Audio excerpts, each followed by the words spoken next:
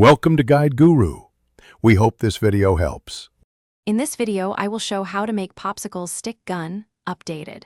Test stick length and fit by inserting sticks into empty molds before pouring liquid so they remain centered. Chill the molds slightly to create a thin ice layer that holds sticks upright, and consider a small dab of melted mixture to glue the stick base. Alternate stick materials and cooling times until you find a reliable method for your recipe.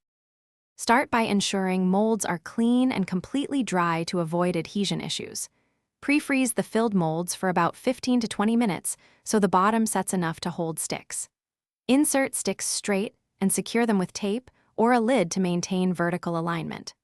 Avoid overfilling and allow space for expansion so sticks won't be forced out by freezing liquid.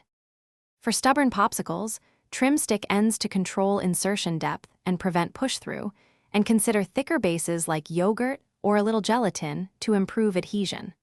Rotate molds in the freezer to promote even freezing and avoid weak spots near the sticks. If using paper sticks, double up or switch to wooden sticks for extra strength.